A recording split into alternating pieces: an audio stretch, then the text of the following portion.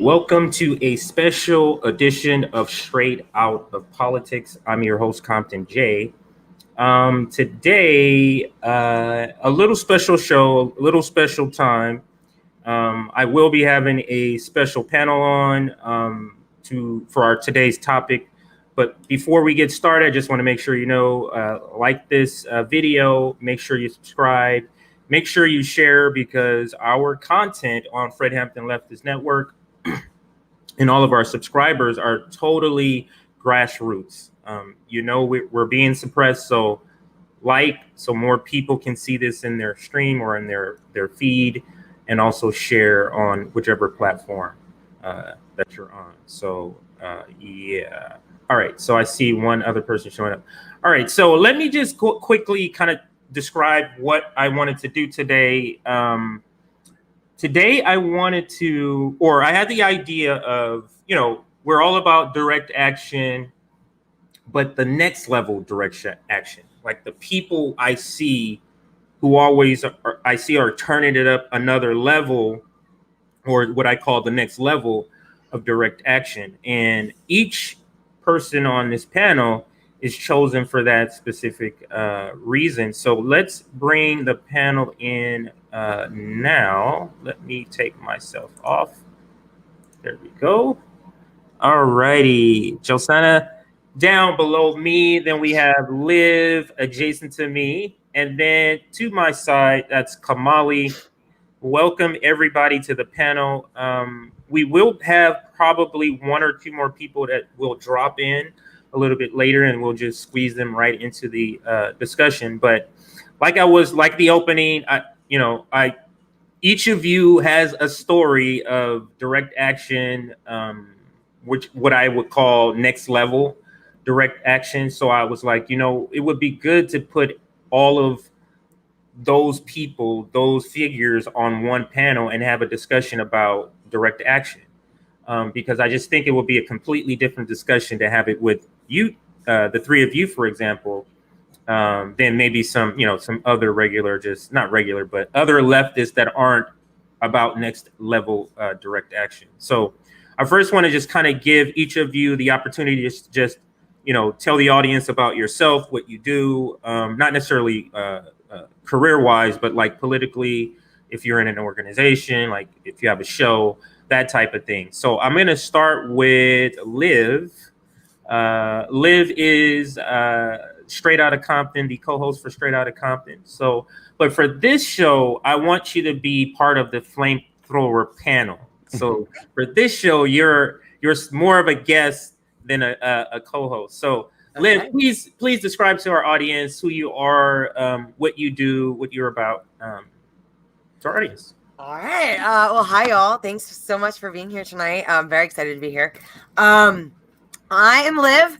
I am, oh my God, I am born and bred activist. And I am also a network director of the Populist Voice Network. Please like and subscribe to that channel. And I am also the chair and a co-chair to the Maryland Green Party. And right now with that, I'm really trying to focus on mutual aid efforts with that. And then I'm glad Liv is out of jail. Yeah, me too. Yeah, I believe in self-defense, which is what got me there in the first place. And I am happy to talk about everything that led up to that, and who some of the people that have really inspired me, that many people that are on the panel, and what I think the time is calling for in terms of the next level of direct action. Absolutely. Thank you, Liv. And let's go ahead and go to Josana. How are you today? And also, please tell our audience, brand new FHL member, welcome to the family, and just tell the audience who you are, a little bit about yourself. Hi, everyone. I'm Josana. I am from Brazil. I was born an activist, as you can see, Black woman right here. I organized in Brazil with a party called PSOL, which is the most radical leftist party I actually helped create, not part of the party. I also organized with the MST, which is the movement of those that don't have land. So we occupied land that were unproductive and productive and make them productive and serve food to the population. I am in New York and I am part of the MAD, which is a collective that we organize for direct action and mutual aid.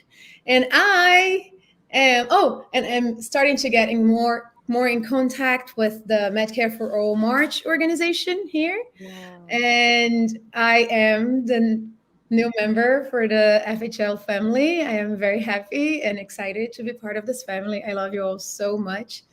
I am honored to have a platform so we can maybe make this bridge in between outside of the US and in the US in order to achieve our goal, or at least mine, CJ, to overthrow the government. Yes, and we will be getting to that strategy that you believe in and want to employ. So absolutely. Thank you, Josana. And let's go to Kamali, another brand new member of the Fred Hampton Leftists.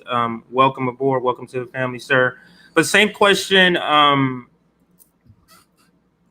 Same question. I won't. All right. Yep. Thank you for having me on, of course. Yeah, my name's Kamali Rose. Some of you may know me from hosting the Radical Democracy Show, where I frequently advocate for one of my favorite forms of direct action, which is building worker cooperatives, building dual power through development of worker cooperatives, workplace democracy. So I am what some may refer to as a minarcho-socialist, but I'm really every day more and more just identifying as an anarchist. And so I believe in just the, safe dismantling of all forms of hierarchy, one step at a time. But, we got to take those steps fast before this planet crashes and burns around us. So doing everything that I can to try to push and build political education on those fronts. And so, yes, I'm an advocate for democratic consensus building and the development of democracy in all of our institutions, housing, food, everything that has to do with our critical infrastructure. And so that's what I hope to talk about some today. So I'm very glad and grateful to be on a panel with such, amazing folks. I really feel like I'm a fish out of water here, because some of these folks are just, they are the true flamethrowers here. And so I'm just honored to be alongside such great folks. So thank you for having me, and I'm really looking forward to this conversation here. Absolutely. Let me just check in. Somebody is sending us in our panel. I'm going to be late, but I'm coming. Oh, Afeni. Nice. Afeni, yes. And Michael. Okay, so Afeni and Michael will be coming. So just I saw the message. But let's get right into. Let's get right into the discussion, which is next level sort of direct action. So let me share a video first. I wanted to start the conversation with of sort of a baseline. Oh shoot, it's not finished downloading. A baseline description of direct action, but let's go to this video instead, since it's still downloading. This one is of Malcolm X speaking about direct action here. It looks like my. Because of the deplorable condition that our people have experienced in this country for the past 400 years, anything that any group does, any strategy that they use to bring this world spotlight upon the continued violation of the human rights of 22 million African Americans, well, I think they're justified. In whatever they do? In whatever they do, since the government itself has shown its complacency in allowing the filibuster that's going on right now in Washington, D.C. To take place, and which is actually a debate as to whether or not the 22 million African Americans are really humans or citizens. As long as the government in 1964 allows such display to take place between senators and concerning the rights of our people, then anything that our people do to bring the spotlight of the world upon these continued injustices they're justified in doing so. So yeah, I just thought that was absolutely, that goes Michael. What's up, Michael, sir? How are you? Hey, what's up, man? Good to find. I mean, we've been, buddies online for a while, but first time actually visually seeing you in person. Good to meet you. And but tell the audience about ourselves. Let's just interject you here before we get into the meat and potatoes of the discussion. Everybody kind of went around the table to just kind of describe themselves, what they're about. So describe you. Who is Michael? Tell my audience, or tell the audience, who you are and politically what are you about. I mean, as you guys all follow me, and we follow each other on Twitter. So like, you guys know what my screen name was non-voting felon, because I actually was a victim of Biden's crime bill as a kid when my dad went to prison under it, and then as an adult when I got locked up under it. So for me, like, the Democrats have never done anything for where I'm from. I'm from Boyle Heights, and that's in Los Angeles, where every political figure in Los Angeles is the Democrat. Maxine Waters was one of our congresswomen at the time in Boyle Heights. I think they redistributed the districts, so like we have a different person now that's on TV all the time. But for me, like, the Democrats have never done anything for poor people, especially poor brown and black people in these big cities.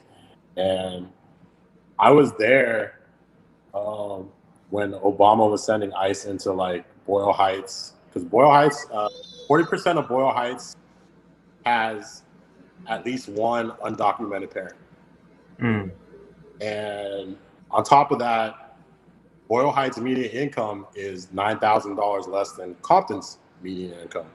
So it's even poorer than Compton. And so we got ran through not just by ICE, we also got ran through by DEA and the feds all the time, because one of the biggest gangs in Boyle Heights is the Mafia Connected gang, where I'm not sure how many people on the East Coast understand like what the Mexican Mafia is on the West Coast, but it's what the cartels use. The cartels use the Mexican Mafia to bring drugs into America. And so like any Mexican Mafia connected gang, which when I was gangbanging, I was part of this gang, has the best plugs basically, because we're like one or 2 degrees. Right, you're right there. And so like for our issue, for the most part, all my homies that I was gangbanging with, we didn't really have money problems, because we were all selling dope and we were all making a lot of money. Like, I was selling heroin when I got busted, and doing fraud. When I went to Florida, I would take like ounces of heroin. I'd take like a kilo of heroin and buy it for like 12 grand, go to Florida and sell it for like 22 grand. And it was like easy money. Like, you know, it's just, you just drive across the country and then like sell off a few kilos and like make like 40 grand in like 3 weeks. And this is the time when you were saying you got caught up with the 1994 crime bill. Is this what you're talking about? Yeah, because at the time, a lot of people in my neighborhood got RICO'd. For being in a gang, and also for, you know, distribution and, you know, conspiracy to like distribute. We're gonna get into that. A lot of people don't know what RICO is, but it's basically a racketeering law that basically makes you like an organized crime organization. It allows them to charge you with crimes that you didn't necessarily physically carry out, but you're overseeing it or part of that organization. So, but yeah, that is Michael. Thank you, Michael, for joining this panel, and I'm glad Afeni joined right at the right time. Afeni, we're just telling everybody who we are. Most everybody of our audience know who you are, but just for the sake of the panel, tell us who Afeni is, what you're about politically before we get into the main discussion here. Well, hi. I haven't been live in a very long time, it feels like. But hi, my name is Afeni. My pronouns are she, her. You know, politically, I mean, I guess the best way to describe it is, burn all this shit to the ground. You know, fuck the duopoly, fuck the U.S. empire, all that good stuff. That's pretty much me politically wrapped up in a nutshell. And yeah, I'm really excited to be here, and I'm really excited to have this conversation. So, yeah. Right on. And people in the comments are on fire for you to be here. This is actually an appropriately named panel, the Flamethrower panel. I think I might do this maybe once a month, just because I just have a feeling this is going to be fire. But let me reshare. It's a very short video. Let me reshare this for those that joined a little bit late, because I do want you to get the context of how we're starting this conversation. So let me just play this one more time right here. This Malcolm X video on direct action. Because of the deplorable condition that our people have experienced in this country for the past 400 years, anything that any group does, any strategy that they use to bring this world spotlight upon the continued violation of the human rights of 22 million African Americans, well, I think they're justified. In whatever they do? In whatever they do. Since the government itself has shown its complacency in allowing the filibuster that's going on right now in Washington, D.C. To take place, and which is actually a debate as to whether or not the 22 million African Americans are really humans or citizens. As long as the government in 1964 allows such display to take place between senators and concerning the rights of our people, then anything that our people do to bring the spotlight of the world upon these continued injustices they're justified in doing so. So I wanted to start there. I do admire some of the teachings of Malcolm X, and what I took basically from what he's saying here is what this panel is about: next level direct action. He's saying whatever action that needs to be taken place for an oppressed people to, release themselves from oppression or attempt to, like he's for it. And I think that kind of describes what next level direct action is. So what I wanted to do was just start the conversation here, which is, if you could paint a picture, briefly tell us what, if you could just, magically create direct action to be perfect, what would that entail? What would that look like? I kind of already know Josana's answer, so I'm going to save yours as sort of like a little bit later. So I'm going to start with Liv, and then I'll go to Afeni with this question. So Liv, what we've had sort of conversations about this on Straight Out of the Politics before, but what would you like direct action to look like? What do you believe will work? You have the floor, Liv. If we could, actually, I would really like to pass back to Afeni, because I'm a huge fan. You would love to hear her first. I would love to hear, and I would love to hear how Blackburn Takeover is going right now. Absolutely. So let's go. Afeni, you have been volunteered by somebody else. So Afeni, question is to you: what does the perfect direct action, not perfect, but the near perfect direct action look like to you? Direct action to me, all direct action is performative, right? But the whole point of direct action is to create like a trigger moment to create mass mobilization.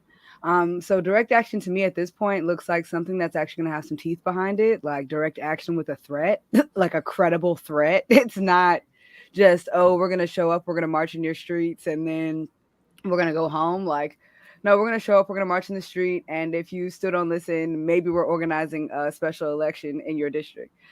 to vote you out. Or maybe, we're gonna, reappropriate some items from some of these corporations that have, been stealing from us for all this time. Or maybe, and something that's violent in, this economy's eyes is us completely stopping and not giving our labor to be stolen by this system. But direct action has to be something that is actually be transformative. I know me personally, like, yes, I'm doing the Blackburn takeover right now. And these students are definitely inspiring in their bravery because they're facing all types of all types of threats, and they're still there, and they're going to continue to be there till they get what they want. And that's actually going to change something. Like, they're going to get a material win out of that, that is possible, that is feasible. My bad, y'all. But yeah, so no more bullshit, no more empty threats. Like, let's actually change something with our direct action from here on out. Let's actually organize the same way that the right is organized, because they're organized top down. And hopefully we can pressure some of these people that are closer, that have more proximity to power, to actually stand in solidarity with us and participate in these same direct actions as well. Absolutely. So you mentioned this briefly, but I did want to play at least the main video here that you tweeted out. Howard students are doing a Blackburn takeover. We are staying here all night until the demands for basic human decencies are met. They are rats and roaches in the cafe, students without housing, and mold in the limited housing that is available. This is unacceptable. Fight back. I can't believe that's actually happening. TBD. Let me pause it Until our here. demands are met. I'm going to start this over. I just can't believe those conditions are actually happening in a country that talks about American exceptionalism. I just don't know, what are they talking about when they describe exceptionalism? Because, I mean, for a higher education institution to have conditions like that is just absurd. So here is the video, Afeni. Would you like to set it up or just kind of play it, Afeni? I mean, so that is the core organizer of this action, also the founder of the Live Movement. Her name's Anaya Vines. Please go follow the Live Movement, all the things that they're doing. But this was from the very first night. So we started occupying last Tuesday. And she made a very big announcement right there, like right in front of it, like a banner. And I believe it says, like, enough is enough, Blackburn takeover, and admin, where you at? Because I don't know if y'all know, but Howard students pay $50,000 per year with room and board and their meal plan to go to that school. And they have mold growing on their clothes. They have mold growing on like, some of them had mold growing in their books that they have on bookshelves. And it's just completely unacceptable. White schools like UMD, when they had a mold problem, what they did was they put every single student that was in the dorms into hotels, and then they got rid of the mold. Howard has the money. They just got $5 million donated to them to their Grace Fund last week, the day before this action started happening. So they have it. They got the funds. Felicia Rashad, all these rich ass people that are invested in this school, they have the money, they have the funds. So let's scrape it together. Let's figure it out. Period. But yeah, so that's Anaya, and she's about to also spit some fire. Period. Yeah, and I just want to point out that it's very eye-opening to see Black students be treated just like the lower class Black population, in the same way that their finances, they're being taken to the bank with their finances, being overcharged for such, with 50, I don't even know if USC is $50,000 a year. That is absurd. That is just absurd. So let's play the video here, and here we go. And what we are doing in there, we are within our constitutional right to protest.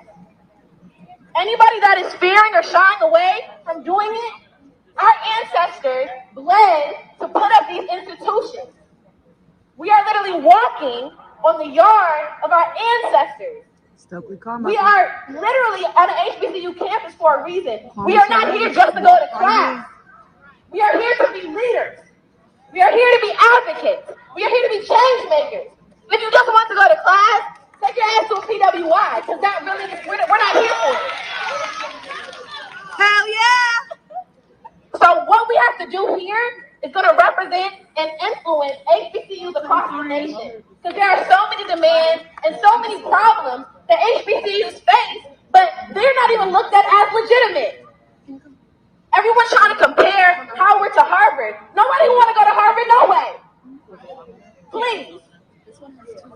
So with that being said, yes, we are going to be inside of Blackburn, TBD, until our demands are met. You guys can come inside to see our demands. We're going to be having activities. We're going to be having Know Your Rights training. We're going to make sure we keep us safe. Because who keeps us safe? We keep us safe! Who keeps us safe? We keep us safe! Who keeps us safe? We keep us safe! Who keeps us safe? We keep us safe! Who shut shit down? We shut shit down! Who shut shit down? We shut shit down! Who shut shit down? We shut shit down! Who shut shit down? We shut shit down! Period. I'll see y'all inside. Hell yeah, friend! Hell yeah, friend! I mean, if you don't get the chills from that, I get the chills. Like I want to go like right now, and I live in California. Like that shit. Anyway, I'm gonna pass it to the audience, or I'm sorry, to the panel here. I've been talking enough. Let's bring in Kamali.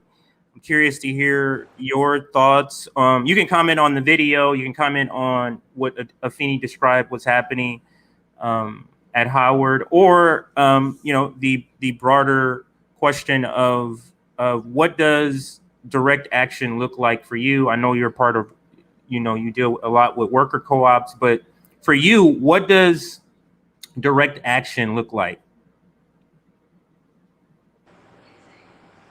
Sorry, muted that.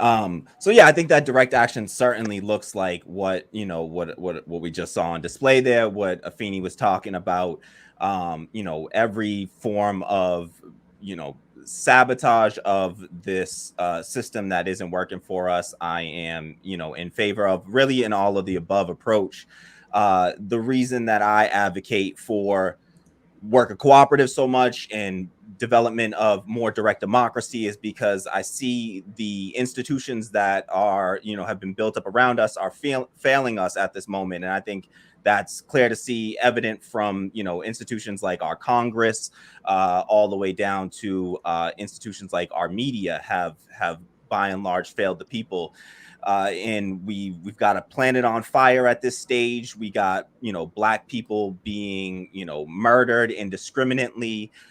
We got immigrants being treated, people, refugees, migrants, asylum seekers being treated like animals on our borders. We have vaccine inequality and health inequality and health disparities, both in this country and between the United States and the world at large, especially the global South.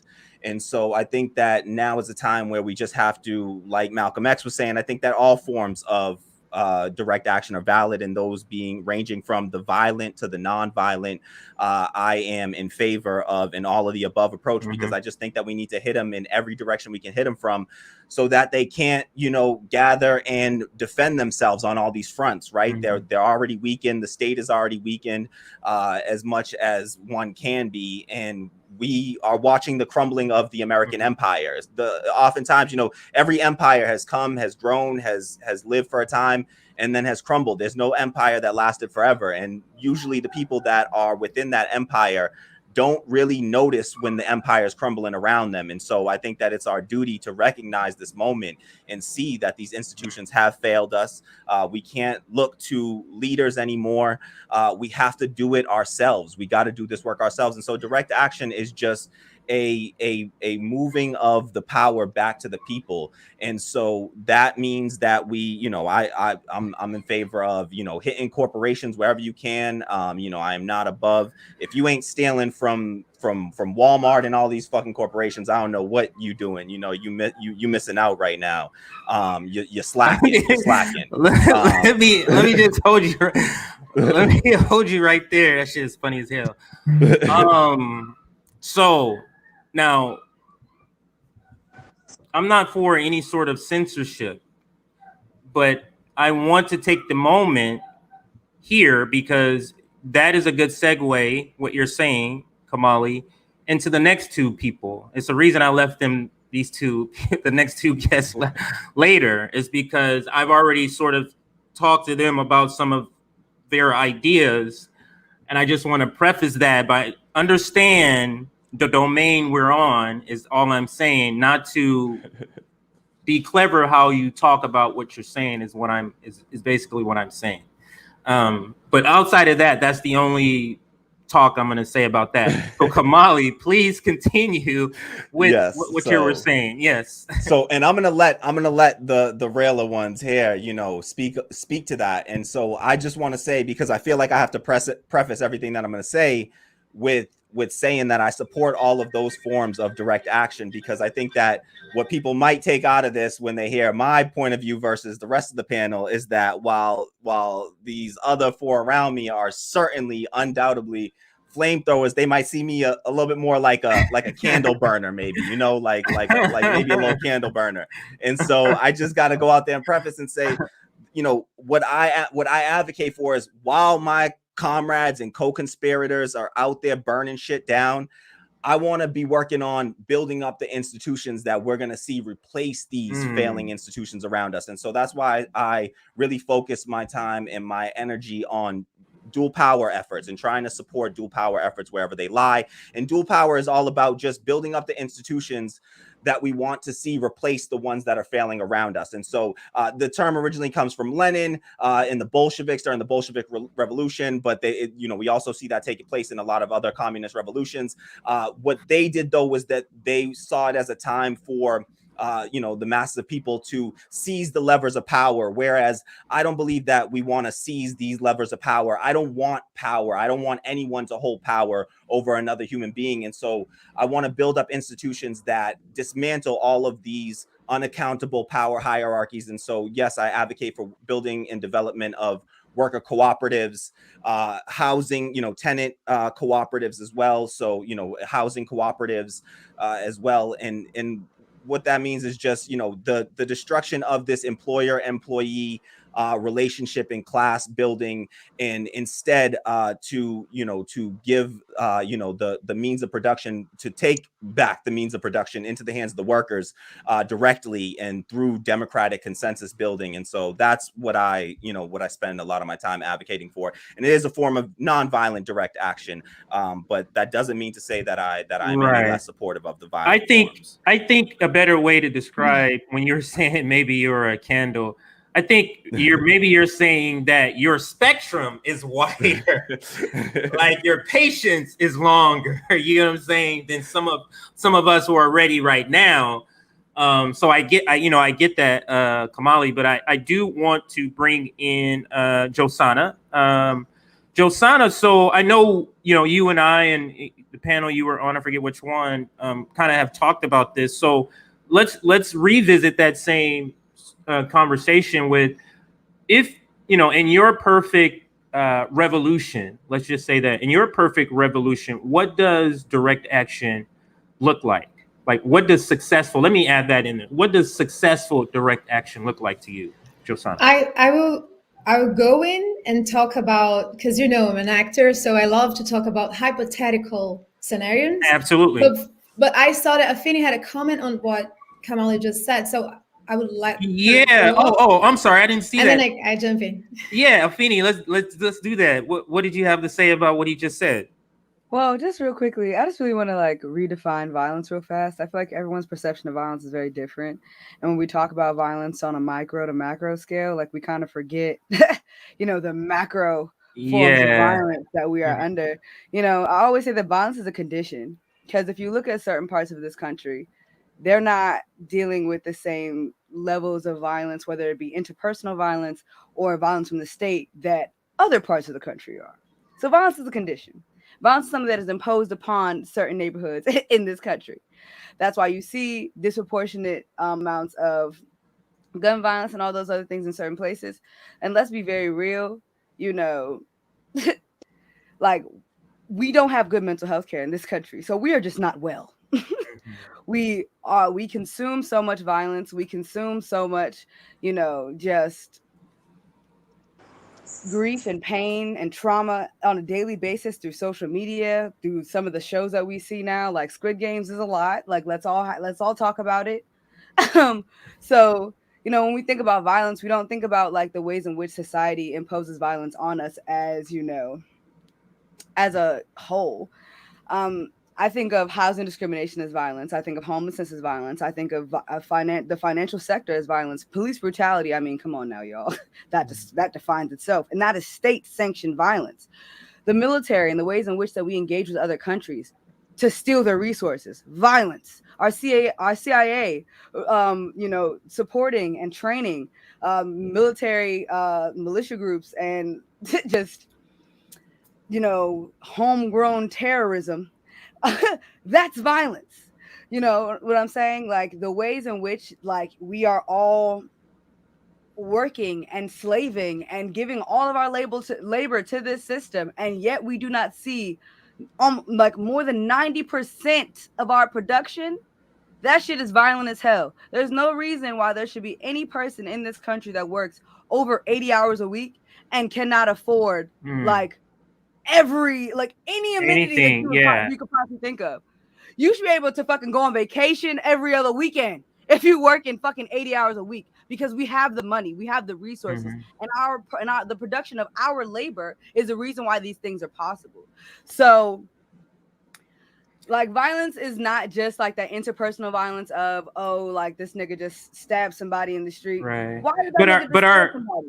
Afeni, our society have been conditioned to believe that is the only violence, or that what you describe as violence is okay because it comes from the state. You understand what I'm saying?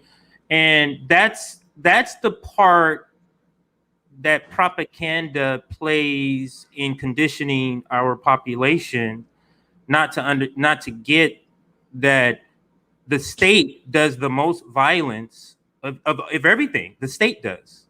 So I think that is key. So let's go to Josana. Now, same question. What is your ideal? If you could paint, a picture of direct action, what would it look like? So to paint in my hypothetical scenario, we live in an empire, in a white supremacist empire that is bullying the whole world. But this is all like a little story that I created in my head. Okay. Okay. We live in a white supremacist empire that's bullying, attacking, violating, invading the whole world, enslaving the whole rest of the world. And we here, in the hypothetical white supremacist empire, we are also bullied into a dictatorship. So we are guided and pressured by fear every day, and propaganda that makes us believe that working very hard for $5 an hour, 8 hours a week, I will be a Jeff Bezos, the guy in my imaginary story. I will start to make a point to Afeni's point. I will start by reading the concept of self-defense, the defense of one's person or interests, especially through the use of physical force, which is permitted in certain cases as an answer to a change of violent crime. So from that, I think of direct action as a constant action. Because right now, in this story, in the present moment, all the characters in this story are waking up, most of them. because there is a pandemic in my story happening, and they are being forced back into labor through a vaccine mandate, with a vaccine that doesn't actually prevent contamination. Whoa, I'm very imaginative. My story goes far away. So I think the characters in this story, they could actually take constant action. Because sometimes I'm like, what is direct action? How can I go meet Afeni and take over the Howard or a group of people and protest? No. Very discreet acts of resistance to the power that's pressuring you into existence, that's pressuring you into slavery. So I think, let's say, in my imaginary list of the workers that are in strike right now, I have a company in my story called Kellogg's that produces food. If I start supporting the workers by donating food, retrieving the food back from that corporation, no money involved, because in my story, we don't need no money to take action. We retrieve that the food from that company and we donate to those that are striking or to those that are in the streets in that little story, right? There is another, in this story, I talk to magical beings, and a very wise moth once told me that if I feel too nervous to retrieve a product in the forest from the corporation, I can make a note. I can make little notes at my house and go to the spaces where those products are displayed and glue with tape my little notes acknowledging the strike, informing people about it, because they will sooner or later buy a box and they have a message. A very wise moth once told me this story. I just want to acknowledge the moth. And I think it's funny enough when I see the students at the Howard University, Afeni saying that they pay $50,000 a year.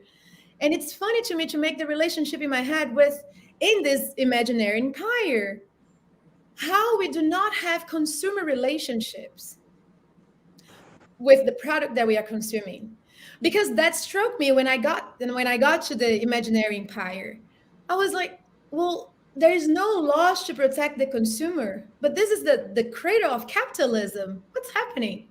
And then I understood that a law that protects consumers will be a law that will be in between corruption and abuse and the consumer.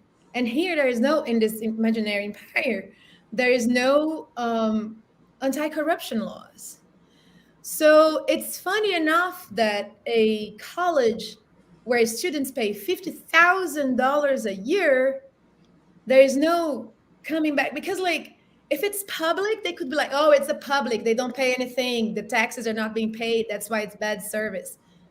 But what's the excuse? And why would I, as a human being, accept any excuse when I'm enslaving myself and when I'm putting myself in debt just to study that this kind of treatment, it's okay?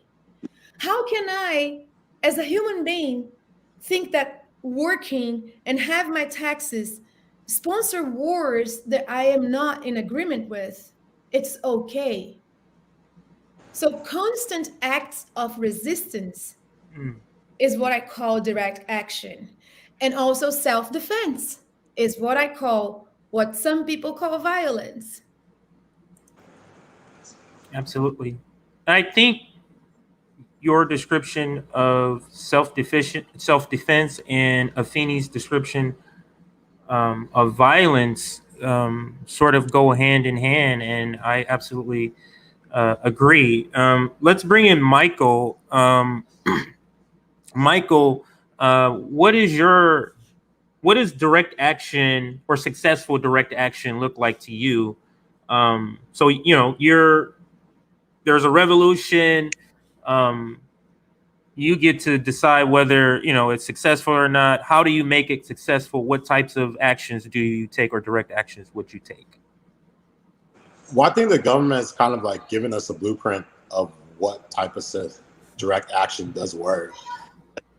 during the George Floyd riots, they didn't arrest Derek Chauvin until someone bombed the police precinct.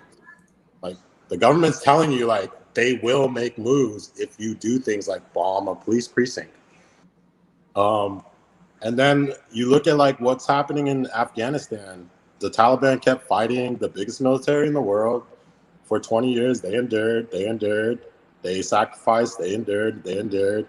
And now they have Afghanistan. And I think, you know, I might not agree with like a lot of the politics that Al Qaeda is involved in, but I do respect their conviction and their willingness to give up their lives for something that's bigger than them, which is something I feel like is very lacking in the American left. Because I don't know if it's mainly because of the religious aspect over there in the Middle East, like makes people bond more and makes people like be more willing to sacrifice. But like,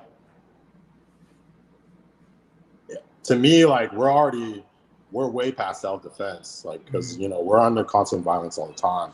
I know in my hood and in your area too, CJ, murder rates went up 20% under COVID, and that's with most people stuck in the house, and somehow the murder rate went up 20% in your neighborhood and my neighborhood, and that's not changing anytime soon. ICE isn't going to stop coming into my neighborhood anytime soon, and it's Democrats sending them in.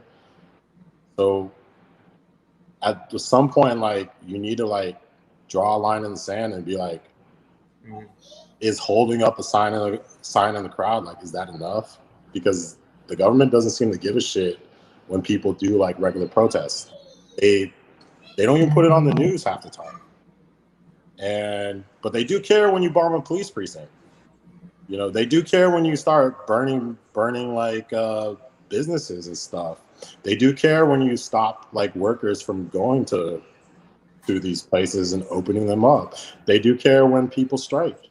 I mean, the current strikes that are going on around, like, they care about that because that disrupts like, you know, companies' money flow. And they cared in France when they shut down the Champs-Élysées and all the tourist areas with the Yellow Vest protests. They cared about that because, you know, they make a lot of money off tourism. And I've always thought that like a lot of the protests should be like centered in Los Angeles and New York because that's where so much money is made. And if you disrupted like Times Square, if you disrupted Hollywood, like, that would matter. That would be on the news. They can't ignore that. The same way that they can ignore like a protest in Kenosha. Like, even though that Rittenhouse shot 2 people, like, we don't talk about that anymore. The news doesn't really, like, they talked about it for a while and then they passed over on it. But if he had shot like 2 people in Hollywood, that would still be like something that would be talked about on LA News. You know that. Yeah, I agree. So thank you, Michael. So let me ask this next question, and I'm gonna get your answer to the first question, Liv, and then you can add this second question. And that is, how do I ask this? So some of the direct action, let's say if we have a spectrum on the farther scale where we're getting towards the more physical parts of direct action.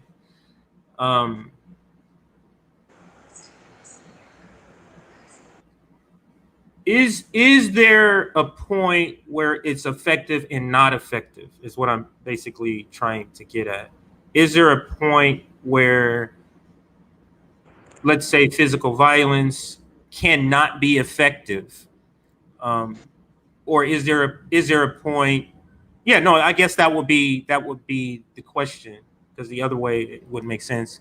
Like, is there a scenario where protesting is not working? You know, of course, voting is not working. Electoral system is not working. let's take the scenario that Michael talked about going to a police precinct and doing damage there, physical damage. Like it does one person do that? Is that effective if one person go do that? Is it effective if 10 people go? Does it have to be 100 people there protesting in order for such, you know what I mean? Like, when does it become an active direct action versus vandalism versus, you get what I'm saying? I'm trying to make a distinction. Is there a distinction? Or is what they call vandalism, is that part of what we're talking about? Does that question make sense, or does it not make sense? No, it makes sense. Okay, all right, Liv. So Michael, do you want to say something? Yeah. So no, I'm sorry. The first question, because you wanted to hear Afeni's. No, I think Michael just wanted to say something to what you. Michael wanted to say something else. Oh yeah, go ahead. I'm sorry, I didn't. Well, yeah, I would say like the reason why that precinct bombing was like so like effective is because it started out as a real protest, and then it kind of evolved organically into like, you know, nothing was getting done. Days after days, nothing was getting done. They weren't arresting Derek Chauvin, and you know, it just kind of lit a fuse on everyone that was there, and then it just exploded, and then that precinct exploded. So I think that's more effective than if some random person just goes and bombs a precinct by himself. Because if a random person does it, they're going to paint him as a terrorist.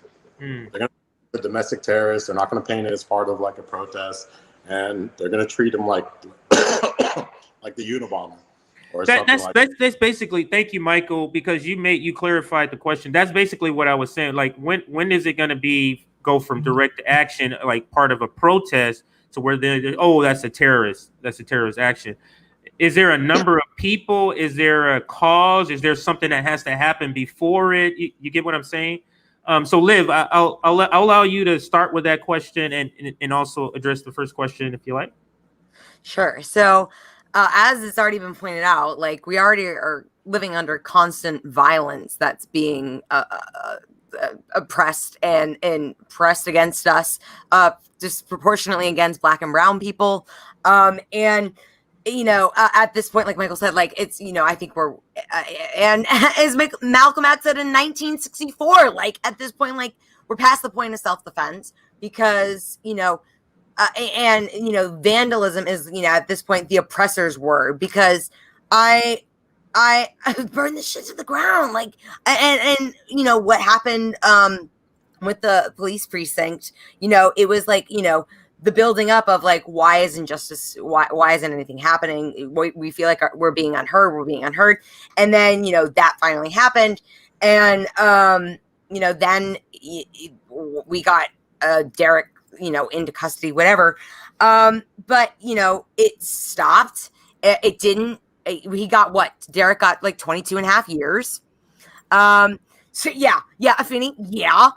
So what is that justice? Like, I don't know. So, to me, it's at this point, it's organized armed protesting, and we can give our demands and say, like, you know, we the people are taking back our power. We're seizing the means of production. If you don't, we're burning this shit to the ground.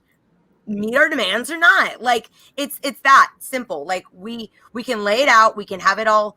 I really like what Blackburn Takeover did, where they had like 3 demands. Like, let's make them real simple, guys. Like 3 simple demands. Like, we are seizing the means of productions. You're all dismissed, and something else, and that's it. And we have to make it clear, like, we are not going to be messed with that anymore, because they do not fear us. They do not take us seriously, and that is abundantly clear by all the attacks they're doing on our rights right now, especially on our First Amendment right, which we just saw happen this past week in Washington, D.C. with the People versus Fossil Fuels protest, where 655 activists were arrested for peacefully protesting. So, you know, we like what Afeni said earlier, it's time for something that, like, you know, grabs some teeth, and like it really shows that, like, we mean business. And I think that means Robust organization is necessary. Yeah, okay. We're already there. We're already organizing with each other. Like we're already having conversations. We're already there. But I do think it does take to a point where we need to just like really say enough is enough and take an organized effort across the country, maybe across police stations, whatever, and say like, we're seizing our power now or else. When you say organized armed protest or activism, do you mean like showing up to protest with arms or weapons? Whatever you feel comfortable with defending yourself. Mm-hmm. Right. Okay. Liv. Oh, I'm sorry. The second part of the question, Liv, was no. You answered both questions, but I did sort of come up with another question here, and that is, we see what some states are creating laws that sort of prevent direct action, prevent protesting, or make it harder. And I think we've all seen these sort of laws. So my next question is, it's almost like, it feels to me like we're being forced to turn up our direct action in order for it to even be effective. I think somebody mentioned that like regular protest is almost like they don't even pay attention to that. So yeah, it's almost like they don't pay attention to that. So it's almost like we're being cornered into, or we're being pushed into a corner to say, hey, no more, no more of this. But this is the thing. I feel like the ruling class has been preparing for this very moment. This is why they're militarizing the police. This is why they're making these laws. So I guess the question I have is, with the state, and when I say, law, the federal government or the state government making these laws and making it harder for direct action and protesting to be effective, what other option do we have but to turn up our direct action? I'll go to Afeni first. Like, what other option? Do you see anything else other than next level direct action as being effective to bring about transformative change, Afeni? I mean, I just think that this is a country where there's a mass shooting every day. Like, they're used to violence and they're okay with it. Like, they're very much okay with it. So, knowing that this is the same country that bombed Philadelphia to try to kill members of the Move 9, knowing that this is that same country that illegally went after and assassinated and arrested and jailed for life freedom fighters and Black liberation movements. I mean, that level of violence is clearly sanctioned by this government. Like, let's be very clear, So, do I think that do I think that there will be any change in this country without some sort of direct violence, either whether it be started by the state or whether it be started by, the 99? I just think it's very much inevitable.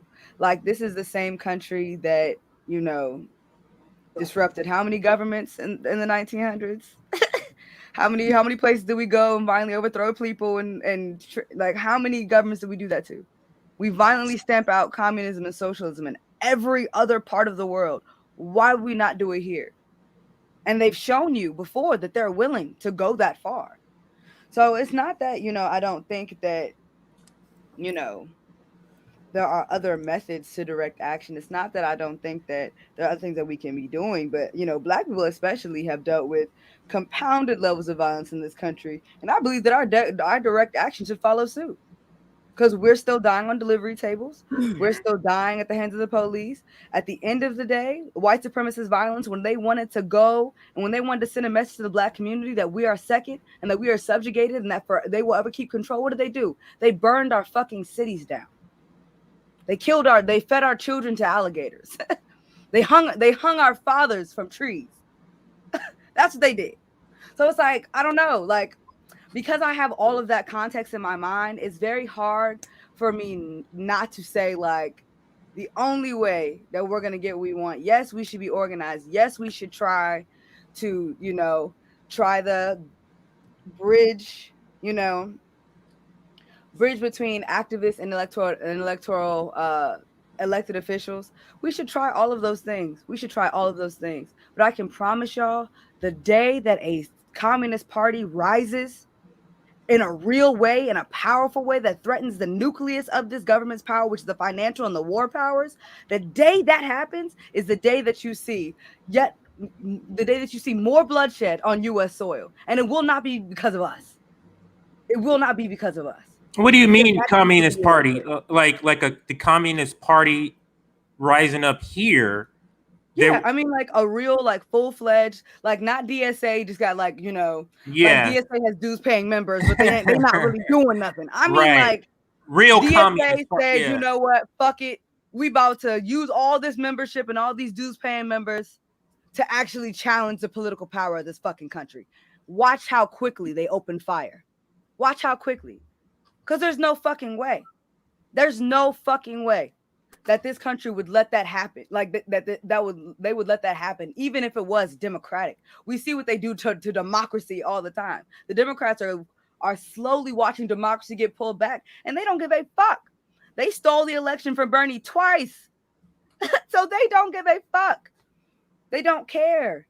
So I'm just saying, like, I'm not saying that right now we should all go outside and grab our guns and be on some unchy shit. Now, if people want to go to state capitals with arms, by all means, that's your Second Amendment right in this country to do so. But,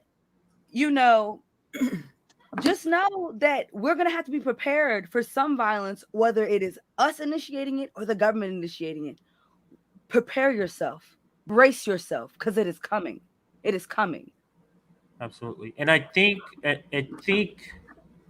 so if the audience is saying, like, what do you mean if it comes from the state? So something like the George Floyd murder came from the state, and that sparked mass protests all over the world. What do I mean by the state? Go ahead. So go ahead and Google the Bonus Army after World War I. Service members went and slept out on the Capitol. They went and slept out on the Capitol because they didn't get paid. They were looking for their benefits. All those things they promised, they did not get. So they went out and they protested. They slept out on the Capitol. Guess what the U.S. government did? They opened fire on them. White, black, whoever. They opened fire on them. And then that's how we got the GI Bill. Because they felt bad. Because they were like, oh, maybe we shouldn't have done that. Move 9. Google the Move 9. The government did that. COINTELPRO. The government did that. Those things were sanctioned by the government. So it's like, it's not like they're above it. They've shown you over and over again that they are not. This country has, like, these legislators, the people that are in power, they have the ability, they have the power to dismantle all systems and roots of violence right now if they wanted to. They could end poverty, because poverty is a big cause of violence in this country. They could do that in a fucking second. They could end homelessness. They really gave a damn about violence. There are 46 million children in this country that are impoverished. Please, they don't give a fuck about violence. So I'm just saying, just be prepared. Just be prepared. Like, it's gonna happen, because that's just how they are. That's Absolutely. A historical fact of what Absolutely. This country is. Kamali, I want to have you come in. I saw you jumping at the bit like you wanted to. A couple of times, like you had something to say. So I'm gonna just give you the floor without a question. Did you have anything to say to add to what Afeni is talking about, or had a point? I can only add to it because I don't disagree with anything that Afeni said. So I can only add on to that. And to say that, what I think part of why I advocate for these systems of dual powers, because I think that where the left is right now, and let's be real, I don't believe in this. I don't believe that we're going to join forces with the right wing in this way to overthrow government, because I think that what the right wing is looking at for their overthrow of government and what they would like to see in the wake of that is not consistent and coherent and cohesive with what our vision for for what we would like to see come about.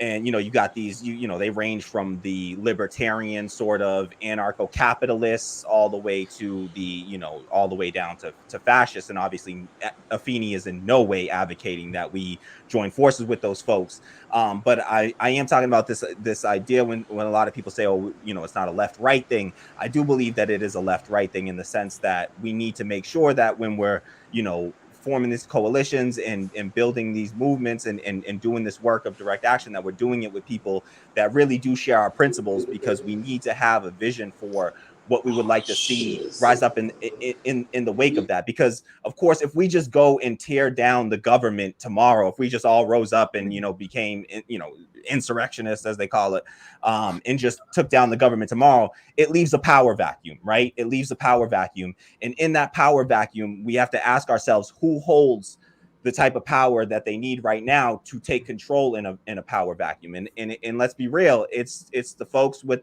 the money right now and the guns. As long as this society is still, our monetary system hasn't completely failed us, money still, those dollar bills still matter, and who has the guns matters. And let's be real, the left just is not armed up, is not prepared for the type of, the left is still a very small, we're not as big as we would like to be, especially here in the United States. That's why anything that we have to do has to be grounded in an internationalist, solidarity, of course, because we're going to need all of our Black, brown, poor, working class brothers and sisters and comrades all around the world to be in solidarity as we try to do this, because we have a global system of capitalism in place.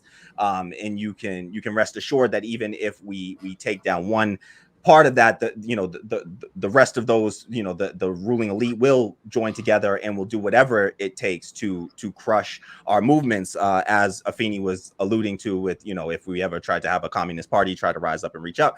And so part of what I'm advocating for is building the type of institutions that can do that work, right? That can begin to, through democratic community building, to be able to work on self-defense training, things like that. I don't know how to use a gun, I would love to learn, but there's all kinds of laws and all kinds of things that they put up, all kinds of obstacles they put in our way to try to prevent most Black people. You got an arrest, you got a felony, you limit your access to weapons in this country. So we need to make sure that we're building that up, that we're doing that work, self-defense sort of training and those sorts of things, so that we are equipped for that kind of fight, because we know that the state holds massive amounts of power. I'm not one of these people that believe that, okay, well, the state has drones and has tanks and has nuclear weapons, so therefore we as the people can't rise up and beat them. We saw guerrilla tactics work in Vietnam, even though this is their homeland per se. We still, they're not, stationed in the hoods, and we can build up and know our cities, know our streets well enough that we can fight back with guerrilla tactics.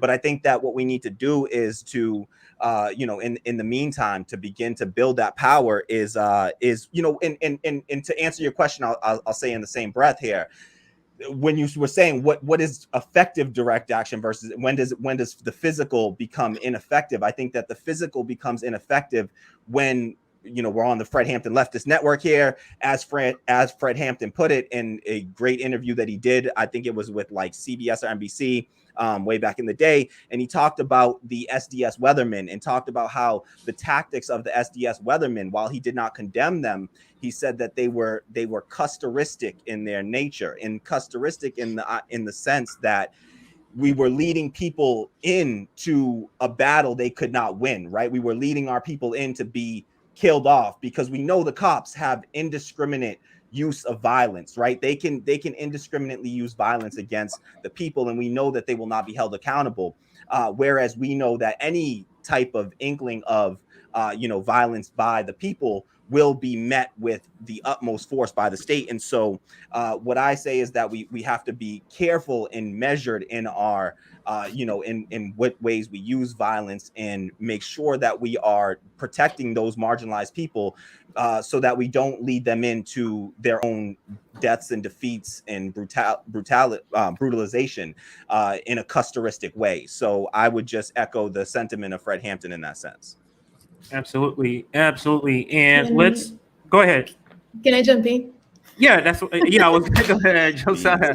So, Josiah, you have the floor. Go ahead. So I took a note of many points I wanted to speak on, and I will like follow my list. So I'll be looking down. It's fun to me. It's always like I'm watching from the outside, and many times when I'm watching it, I just feel like I'm extremely crazy for what I'm watching, because most of the things that fly here wouldn't fly nowhere else. Nowhere else. I'm talking about this country sponsoring military government and people like taking over Cuba and bringing the revolution. People taking to the streets when they were being assassinated by the boats every single day. People in Argentina were taken in helicopters and thrown in the middle of the ocean to die. And they were doing it because that's our right to exist. It's funny to me that when I am an organizer from South America and I come up here, I'm a radical. Let me tell you something. I'm not even radical yet. I didn't even go radical on y'all Americans' asses yet. I'm just fighting for basic human rights.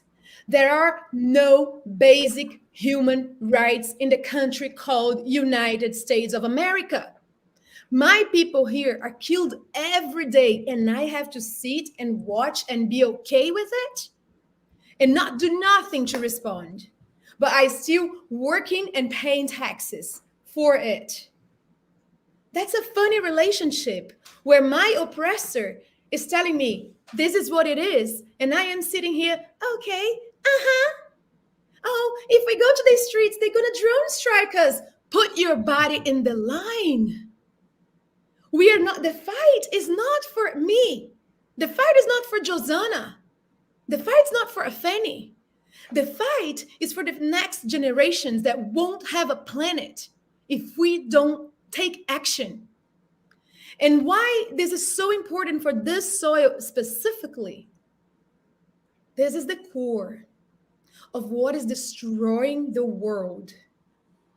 And we here have the great responsibility to fight for the world, because when you fight in the soil to change things in here, you are fighting for the world. And then I will quote the wise moth that came flying in my hair once and told me, there is time for peace and love. But now it's a time for tough love, for violence and love. And I'm using the word violence, and every time I use it, it sits wrongly in my mouth. As I read in the first time when I started speaking, self-defense is not violence. This is an idea imposed by propaganda, coming with Hollywood propaganda. You guys get it all. Coca-Cola commercials, whatever. That this is violent. To defend myself is an act of violence. Look, we've been fighting outside of here because we are trying to survive. And you all need to jump in the wagon with us and forget the fear. And if you are a white person, put your body in the line. Because if you want to be an ally, put your body in the line. Was that clear English? And I also want to say that for Halloween celebration, we can all buy some synthetic blood and throw in pigs' cars. Because pigs are animals. They're not supposed to be driving. So we can tag them. Let's tag. Just a little Halloween tag. Awesome. We have to have another show or just protest tactics that you have learned over your protest time in Brazil, Josana, because I know one of them you gave, which was the bandana and put some beer in it for the tear gas and just put it over your face. So I have a few recipes. What's another one? Just a quick one, just because I just think it's interesting.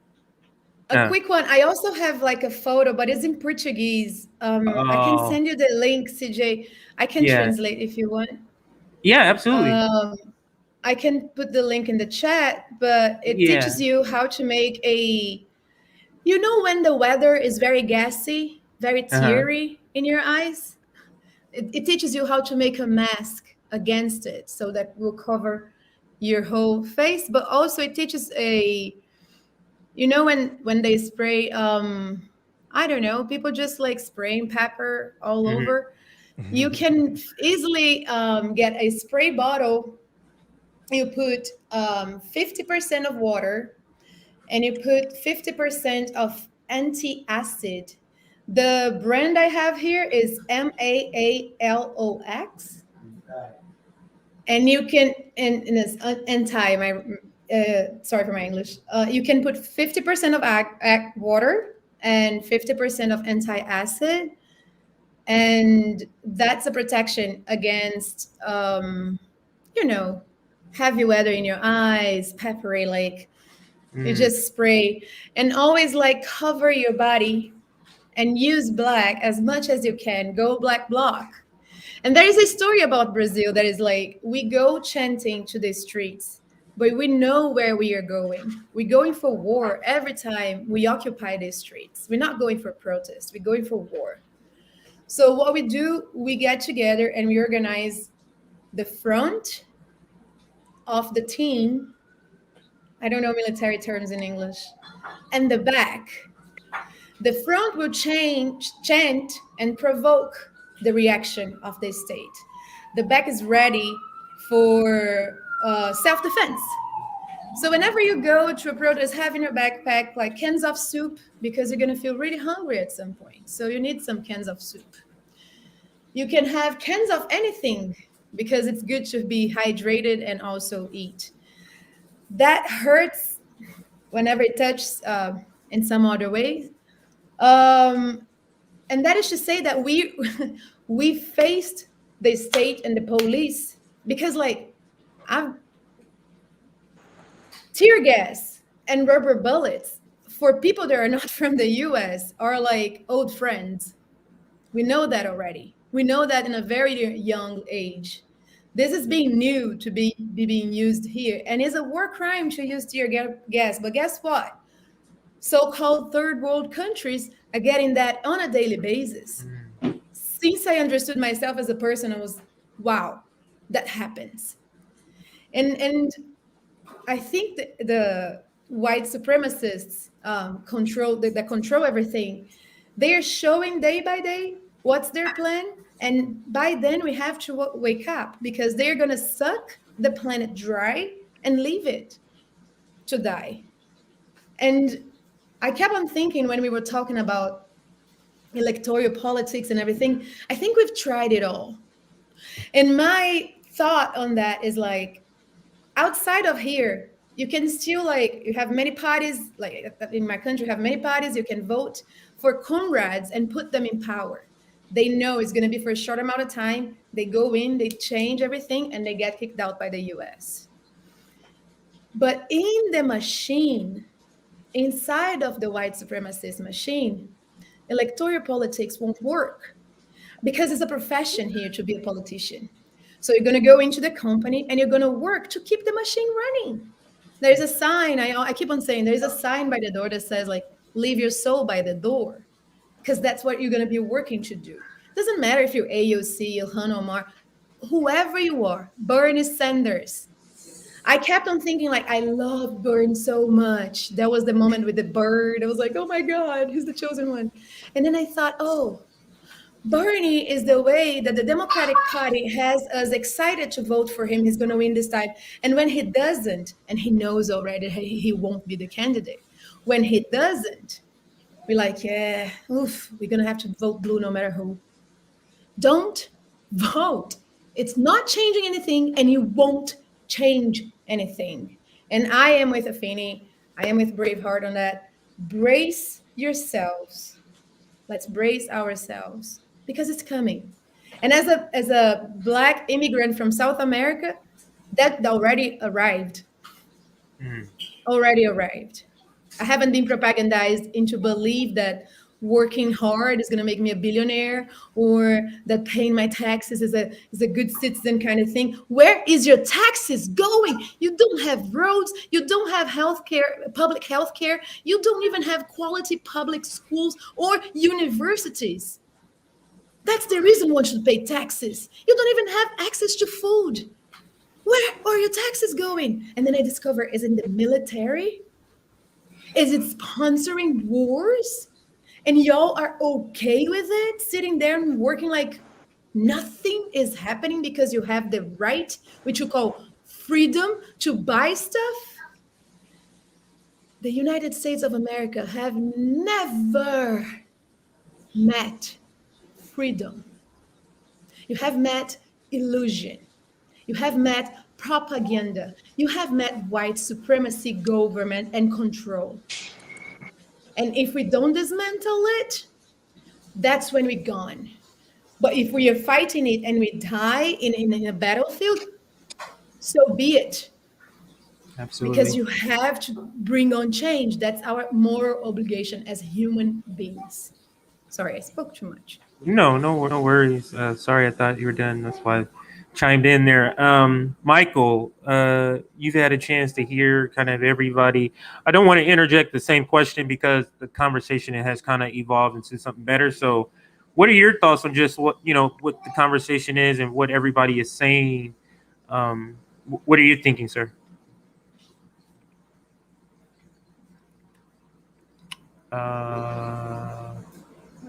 Can you hear us, Michael? Well, I'd like to actually bring up a point that happened here, because I mean, I don't know how far with what happened with the. Yeah, can you hear me? I don't know how familiar you guys were with what happened with the Samoan elections, where we actually had the prime minister refuse to quit, even though the new prime minister got sworn in. The old prime minister lost, and then the head of state, who was kind of like the Queen of England in terms of power, tried to avoid the election and get them to start a new election. And in that situation, there were villagers from that head of state's village that actually were making death threats to him and were threatening to go to his house. And there were other villagers that were protecting him, but he was so uncomfortable, he had to leave his own home and go to another place. And I feel like that's the type of energy, honestly, that Americans need to push on politicians, is like, I'm uncomfortable because they're making your life uncomfortable on a regular basis with their laws, with the way they police, with their military, and how they make other countries uncomfortable. So I'm a big proponent of, like, you should always be making like politicians feel uncomfortable, and that includes like walking into following them in the bathroom if that makes them uncomfortable, screaming at them at a restaurant, or just like bothering them outside their house, because the things that they do when they pass these laws that mess up poor people, when they pass these laws that screw over Black and brown people, like, that's more discomfort than anything that you can apply to them, and that anything that we're applying to them. So like whatever discomfort like gets pushed on them is well deserved. Absolutely. That's a great point. It's like through their policies, they're inflicting a lot more than discomfort, pain, and trauma through their policies or lack thereof. But when you get on social media, some people get offensive. You just say something bad about a politician, even though they are living in squalor, even though they're making only minimum wage. They're sticking up for a politician who they're paying healthcare for, single payer healthcare for. So I just find it ironic. But I do want to bring us back to this point here. And that is, I feel like we're in a moment where we need to siege this moment. Like, the pandemic has had so much of a ripple effect on people. Like we've always been talking about general strike. like, are we in a sort of quasi sort of general strike where we've had, I think, 3 months in a row, 4 million people or close thereof have quit their jobs 3 months in a row. 10 million, over 10 million jobs are still not filled according to the Labor Department, or if that's what they're called. So the point that I'm making is the pandemic seemed to have woken up workers, seem to have at least woken them up to the point to where they're saying, hey, we need to be paid more at least. And we're not taking it. Also considering record profits for some of these companies like John Deere. So yeah, let's start with Kamali. What are your thoughts on that? Like, are we in this sort of quasi general strike? Or maybe it's not a general strike, a worker or a labor movement. Maybe we can call it that, because it's not necessarily a general strike. Are we there already? And can this energy around Striketober, for example, can we evolve this into a larger direct action, a movement, a general strike? So yeah, what are your thoughts on that? It's undoubtable that we are in a unique moment as far as strikes are concerned in the United States and around the world as well.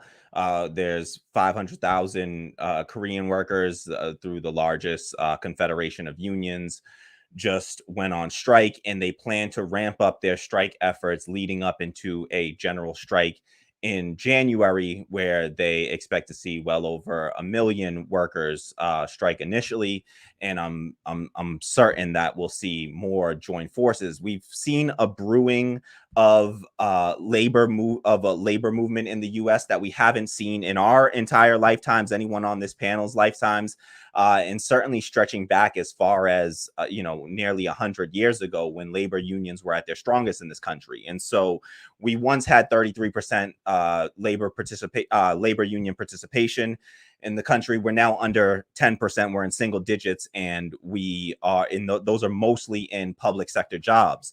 I think that we have a unique moment because, like you said, this is a once in 100-year pandemic that has overlapped with a once in 100-year economic crisis. We haven't seen an economic crisis like this since the Great Depression. We haven't seen a public health crisis like this since the 1918 pandemic, and we've already lost more people than we lost then. COVID has become the most deadly infectious disease over the past 2 years now, and surpassed tuberculosis. And so, this is a moment where people are absolutely waking up and saying, enough is enough. We saw how they treated essential workers in that moment, sent them out there to be, right on the front lines, and they were expendable workers is what we really found. And all of us are expendable insofar as we complete the task for them, and then they can eventually, after enough of us doing these rote tasks, can eventually automate that work away. And then with these technological advancements, instead of those advancements going to, more leisure time for workers, it instead goes to more profits for the handful, the capitalist class. And so I think that people are definitely waking up to that. People are, we got the Hollywood strikes, we got the, the John Deere strikes, we got the nurses striking in Massachusetts as well. We had the teacher strikes back in, starting in 2017. And those were, by and large, wildcat strikes. We saw those were operating outside of the unions, because even within union structures, we see hierarchies that exist that make it easy to corrupt, because hierarchies are easily corruptible. You don't have to corrupt the millions of people. You only got to corrupt just the handful in power. And so I think that this is a time where we're seeing, it's ripe for the moment. I do think that we have the ability to build this up into a general strike. But for a lot of Americans, especially, I think that, we haven't had a general strike in this country in, a century now. And so it's not in our recent history. It's not, and we haven't seen movements like the Yellow Vest movement, like what happened in Chile, those sustained strikes, and those were largely led by young people, right? Going out there every day, showing up in the streets, taking shifts, and just being relentless. And so I do think that is the our last best hope of affecting any change on a mass scale at this stage. And so I do think that it's not about, whether or not it's going to happen. We have to do everything in our power to make it happen. So we all have to collectively be pushing for this general strike. We have to be supporting it through mutual aid efforts, through whatever means that we can support it. For those people that are absolutely on the edge and cannot, are risking destitution, homelessness, there are ways for them to support these movements, because before long, it could be any one of us. I was just unemployed for 2 years. It can happen to anyone at any given moment, and you don't want to wait until you're that homeless person, because at that point you lose all the power that you might have had to actually affect change. They take everything from you. They destroy you through destitution and homelessness, and so they make you, they disenfranchise you. They take away all the power that you might have through imprisonment, through homelessness. And so we have to act up before it gets to that point, and we have to recognize that but for the grace of the God, it could be any one of us at any given moment, and we have to start to act with that sense of urgency. Yes, I do think that these strikes are building up to something bigger, but we have to make it something bigger through our efforts, in everything that we do, in every action that we take. No, I completely agree. I'm going to go to Liv and then Afeni, but again, this moment right here, as Kamali was describing, also, this moment seems very ripe for the taking, for a movement, for something, history changing, something transformative, shifting that should happen right here. And I just think that with the strikes that's going on, Striketober is just an illustration. I don't necessarily think these specific strikes will roll into that, but just the sentiment of workers being fed up, I think, is growing. And I think the time right now, coupled with that, with the pandemic and the lack of economic response from our government to that pandemic, is just waking up a lot of people. So, Liv, what do you think this sentiment, the mood of the country, of workers right now, can be developed into a general strike? Do you think the pandemic sort of made this possible, or pushed the mood even more quickly for workers to get to this point? Yeah. Definitely. Yeah. I think it's between this economic and public health crisis we're having right now. We are just in this prime state for a revolution, and not to mention with the climate catastrophe, climate crisis, climate emergency, whatever you want to call it, with that looming above us and permeating every single issue, including COVID and our economic situation. There is, no choice but to kind of wake up and realize what's going on, and realize, like, okay, I think I'm going to galvanize this, because what we're happening with all these strikes, Striketober, like, this is just happening not only across, like, the country right now, but across the world. Strikes are happening. And it's very hard for me to see that, like, that the average person is not aware that these strikes aren't happening all over right now. So I think slowly but surely, especially with social media, these issues are becoming front and center, and solutions as to, like, what we can do, such as striking and mutual aid to support the strikes, and to help build our communities, are becoming more also front and center for the solutions to our problems. So we need to be really, like, continuing with these conversations. We need to be having conversations outside of podcasts, just with our neighbors, just with everyday people that you run into at the store, whatever. We need to be encouraging those. We need to be also, like, we need to be bringing up the fact that, like, COVID's still here. So, like, talk about the vaccine mandates. Talk about what happened to the mask mandates. Talk about why don't we have healthcare. Like, talk about these things that these issues have been brought up because of COVID.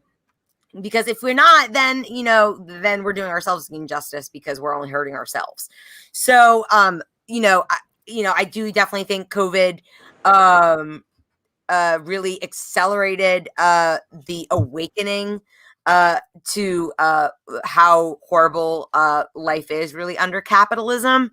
But you know, I really think we are seeing history is being made right now with Striketober and all these strikes that are happening. And we really do have no choice but to like galvanize that movement that's happening right now and take charge to set a path that means, you know, humanity has a future and we have a sustainable planet. Like we really have no other option.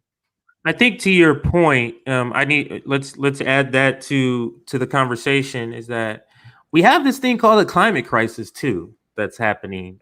If you know, that's kind of like a big thing here. So that right alone, on top of all the economic problems that people are going through, like that makes this moment very, very important. So let's go to Afeni. What do you say about this moment and whether or not this moment is the moment for a general strike, the moment for a large scale worker movement, the moment for transformative change to this country finally? Do you believe this could be the moment, Afeni? I mean, I think we are in a unique political moment just because of, you know, the economic strains that everybody's under.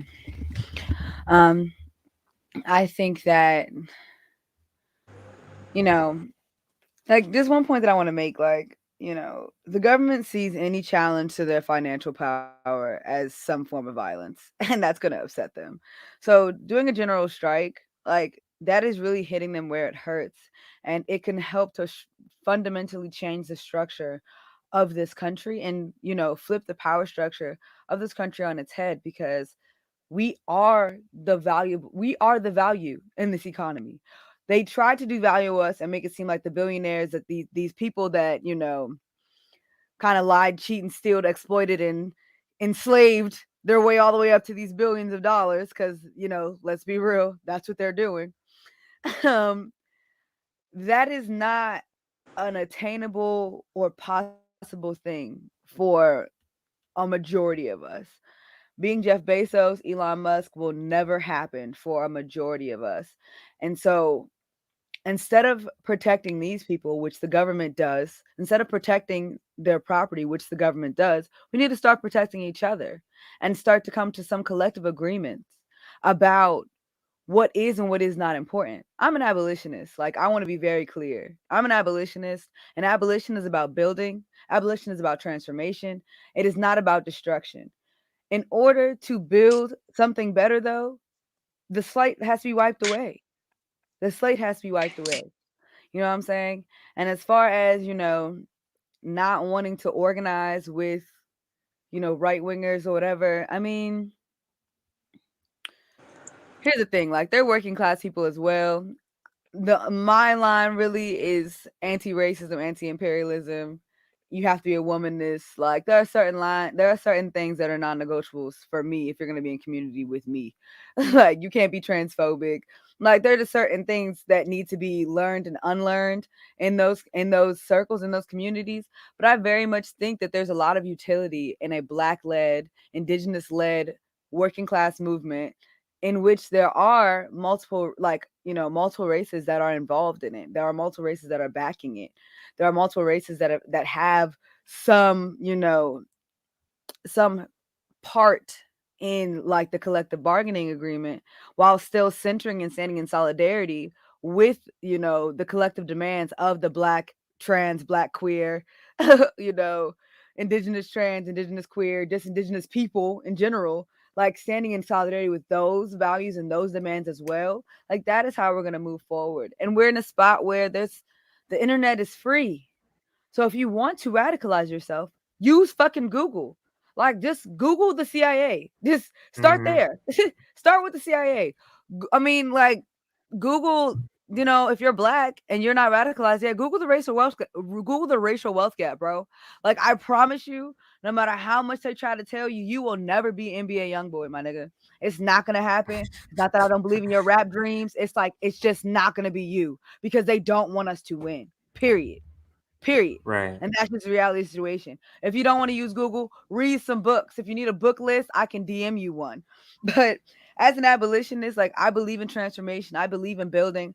I believe in looking at all of this shitty shit, like all this shitty, terrible stuff, all this violence, all these terrible human beings. I see all of that. And just like many leftists, we still see a better world. We still see a path forward in which all people can be treated humanely. And at the end of the day, at the core of this conversation, direct action is about getting to a better world, period. So that's by any means necessary. If we have to humanize all people by, you know, defending ourselves against an oppressive government, because at the end of the day, it is self-defense when the oppressed people fight against their oppressors. If it comes down to that, it's because at the, like, on the other side of it, a better world is going to be possible. Right.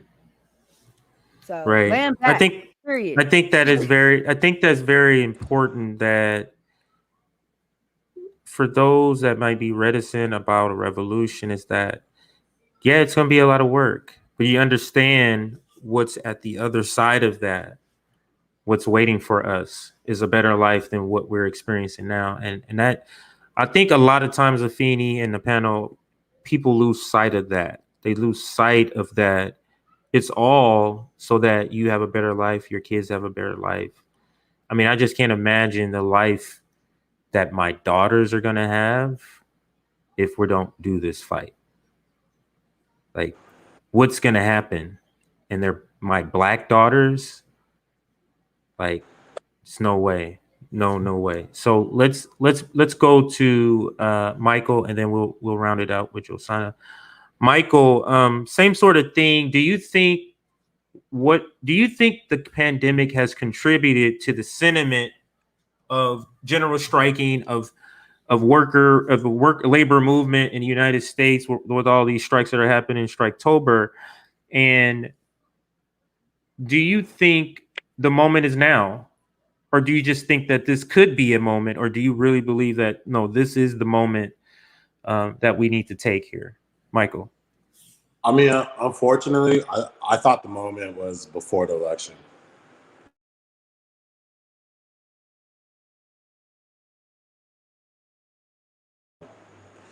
But yeah, I thought the moment was before the election, when people should have been pushing Biden left, when people should have been, or pushing him out and pushing Bernie to run as an independent, to like force the Democrats to switch the primary leader.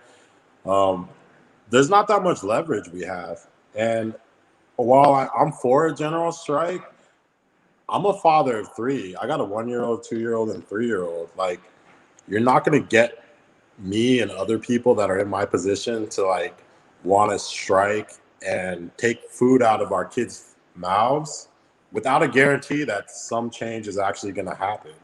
So I mean, without an effective and like successful mutual aid network that can like help these people that have families to feed, and I don't know how a general strike would be effective. I do believe in a general steal where like people, 10 million people, 20 million people get together and they just shoplift and do credit card scamming and defraud, check fraud and defraud banks and hack into computers and steal money from people. I do think that would be effective, and that's something that a lot of people could do, because we have 2 million people locked up. They cannot lock up 10 million people.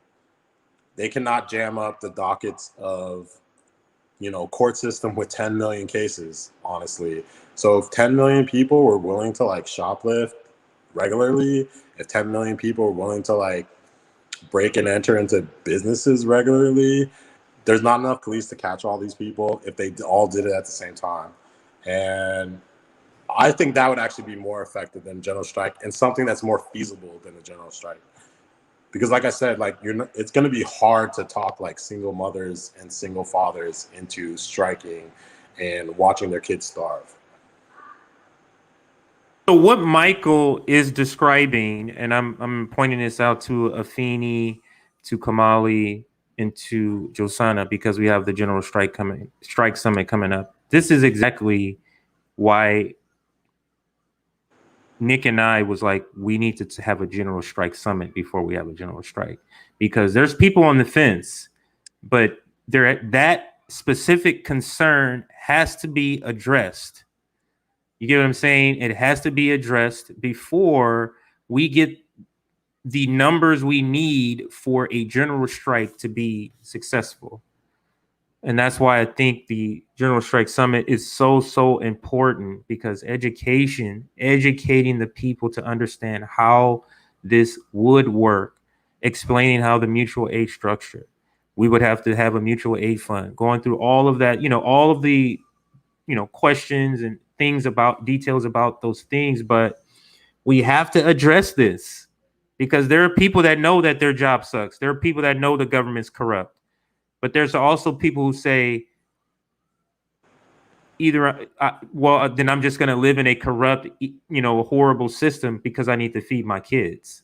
There's people that's going to make that decision. And I'm just saying, we need to have answers for those people. We need to address those concerns. And I think a General Strike Summit could do that. But let's go to Josana. I'm going to set up the question again for you. Do you feel this moment is a moment that does not come around? This is a better way of saying it. Is this a moment that does not come around but every 100 years or so? So letting this go by would be very stupid for anyone who wants a revolution or a movement to succeed in the United States. So I guess that's a better way of stating it. And do you think the mood that has been created out of this pandemic, it feels like there is a sort of labor movement in the United States? Do you think it could be rolled into some sort of general strike? Just muted myself, sorry. No worries. The general strikes, like strikes, worker strike, it's something that is basically coming from the Industrial Revolution, correct if I'm wrong. So you had the Industrial Revolution. Oh my God. This is the worst language to speak. Can we do in French, Spanish, or Portuguese? Jesus. So strikes are coming from the Industrial Revolution. And that is when you have that boom of industrial work. Mm-hmm. And then workers were working to death. Charlie Chaplin has a movie, it's called Modern Times, that he shows, like, with his that clown actions, how it was that feeling. So the reason why I'm saying that is because Afeni brought up, like, not organizing, her thoughts on not organizing or not with right-wingers. And I do agree that they are also working class. So the conversation around a general strike, to start with the general strike as a form of movement, is not based on communist points.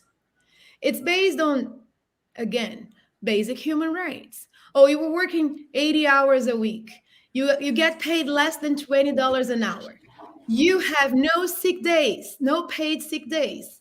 You have no paid maternity leave, and you risk losing your job. You have no parental leave, and if you do, risk losing your job. Have no paid vacation. You have to pay for being provided health care by your company. So the conversation, when it goes like this, I think every single person would feel that they need to take action, because they've been ripped off of their rights and just working like they are themselves slaves. So, and I think, yes, CJ, to your question, I think this moment is a rare moment in the US history, but won't stop. We will continue to get to this moment and grab it and use it to go over and make other demands.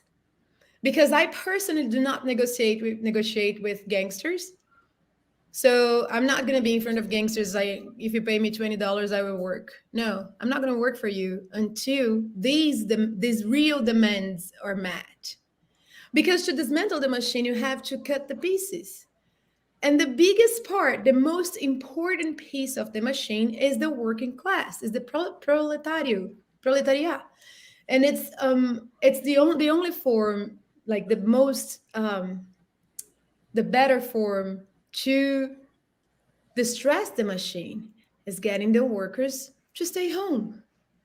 And how do we do that? And I hear Michael's concern about being a father of three and having to feed their mouths. So we go to mutual aids. We go to mutual aid and we have to support the workers that will stay at home and with mutual aid. And how can we do that if accounts with more than $600 in it are being flagged by the IRS? Well, that's when we go towards the international coalition. Because it's clear to me as an outsider, and I think I can observe as an outsider, that without international coalition, without international backup, it's going to be really hard for us here to be able to do something, because this is a dictatorship.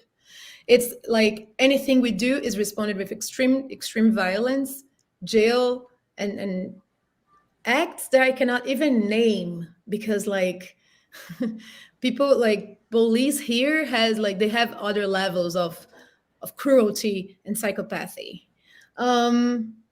So I think the way, and also like we need to stop the seasonal thinking. This is not a moment that will pass. This is not the silliness that was last summer with Black Lives Matter movement, just like ending out of the blue, like Black Lives Mattered just because Biden won. Like this is a reality. I think this moment is happening because he won, and we're still being met with Trump's policies.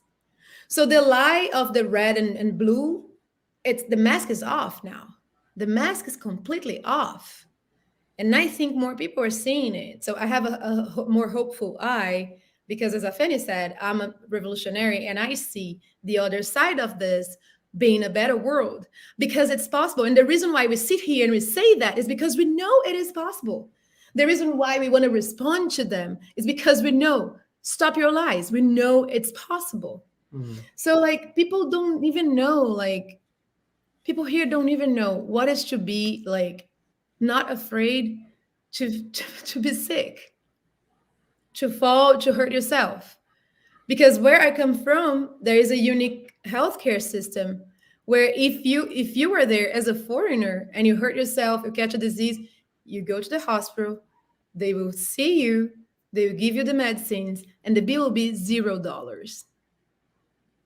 People in the US don't even know that, unless you are going with your other ID and other identity, then you know. You know what we call having healthcare in our system?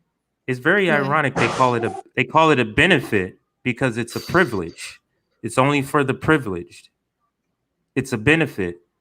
They tell you exactly what they mean in their language if you uncover the propaganda. It's a benefit for the privilege. And the privilege are who? The people who are working in this machine to make us money. Yeah. So let me put this up, and Josana, you can go ahead and keep speaking. I'm just going to put this super chat up as you're talking. Go ahead. And it's an oppressive system that speaks directly to us, but you've been so propagandized that you forgot how to read their message. They are telling you straight on your face what is their plan and what they want you to do, what part you are in this plan. There's nothing else that matters. And I think, like, I always like to say that we need to check ourselves out in the process, because the revolution comes from the inside out. I have to transform my own fascist, white supremacist, racist instincts so I can keep on going in the process and don't repeat the steps of the oppressor. That serves for every single Black person, Indigenous person, or Latinx community that was born and raised in the imperial core. Those shiny things that they call freedom are not. Investing in stocks, it's not a way to fight against your oppressor. You are playing with toys that they created to get you deluded in thinking that you are doing something against them. It's a lie. You're just working for them even more. Once you invest in stocks, you invest in war. That's clear like that. So, and by checking your imperial core, reach out for help. I hear a lot in spaces and in discussions, oh, we need to create an international, you don't need to create nothing, Americans. There is already an international leftist alliance. Ask to be part of it. Ask them for help, because people from outside here don't know. Me, before moving in here, was like, death to America, that's it. And then when I'm moving here, I see what this country is doing to its own people, its own citizens. And I was like, ooh, they are being cattled in serving the system. If they don't accept the propaganda, is with violence. So there are many people that are just living in fear every day here. Their everyday lives is fear. Because like at this point, y'all should not pay taxes. We should not pay taxes.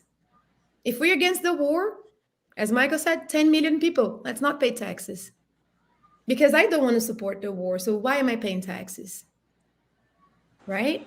Exactly. And yeah, I forgot the point I was making, going to make there about that. You said something just pivotal, I thought. If it comes back to me, I will bring it up. But this super chat says, people talking about robbing businesses, you mean any business, the small, struggling business owner, the old Mexican ice cream?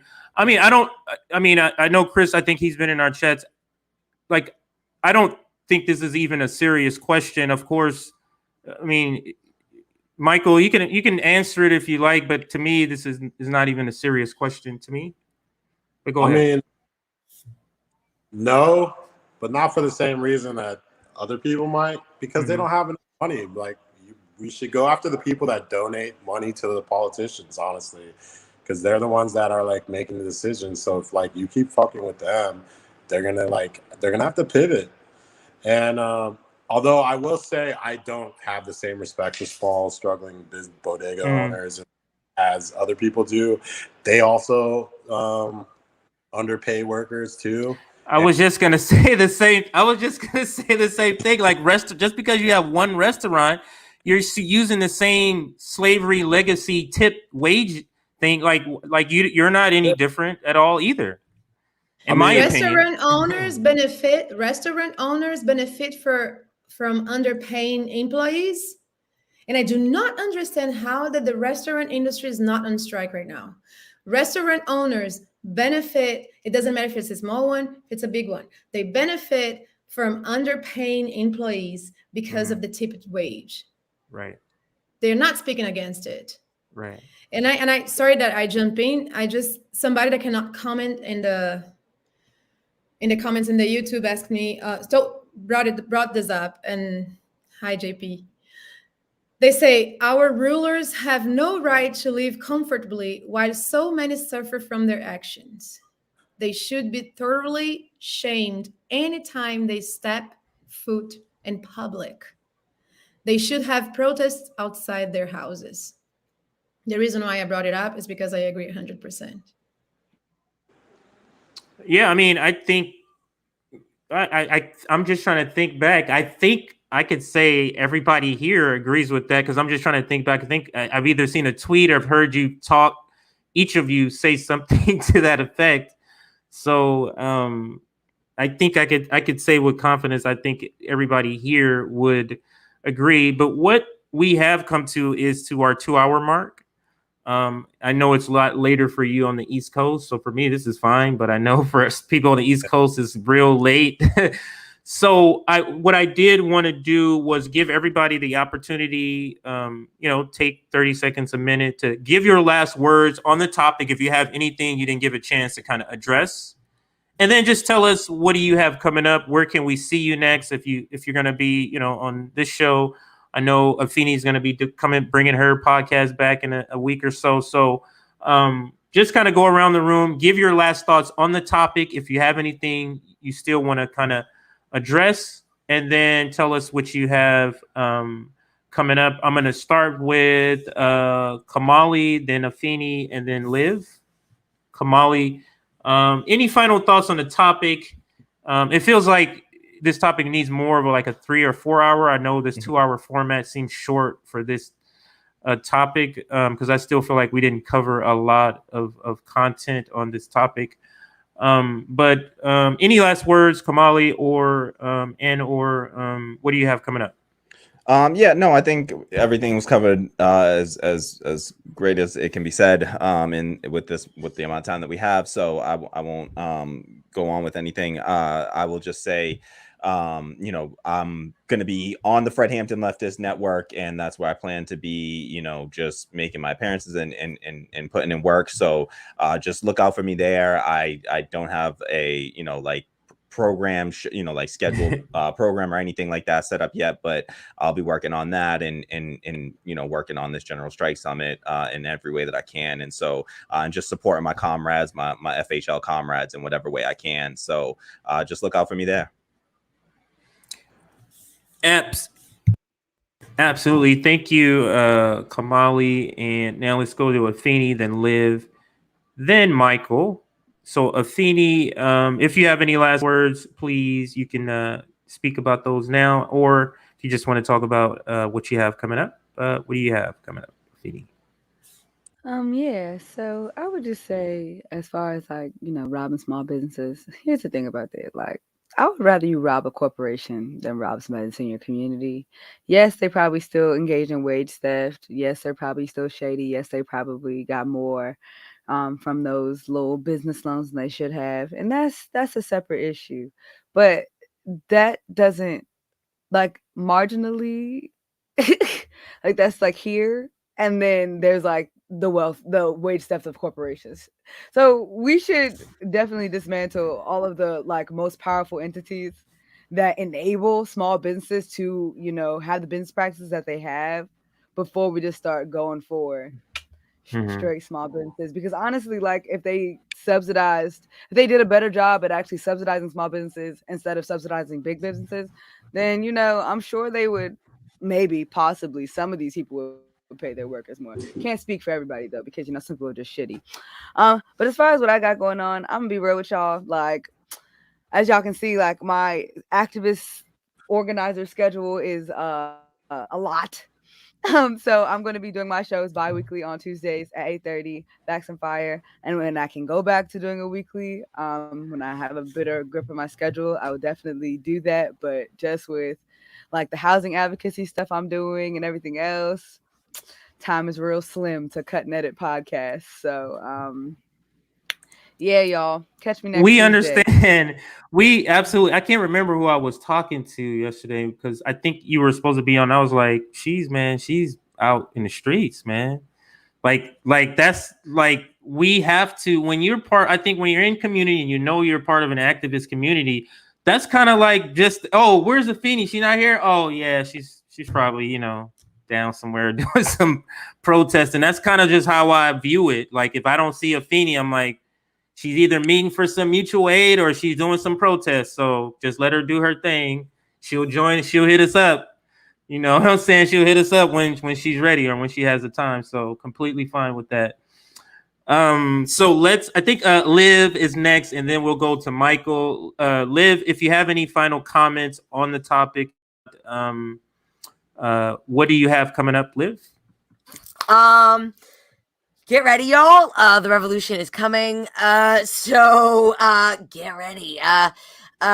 Learn whatever you're comfortable with for self-defense.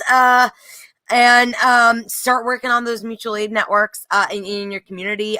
Do a Google search of mutual aid near me of already existing mutual aid networks in your area.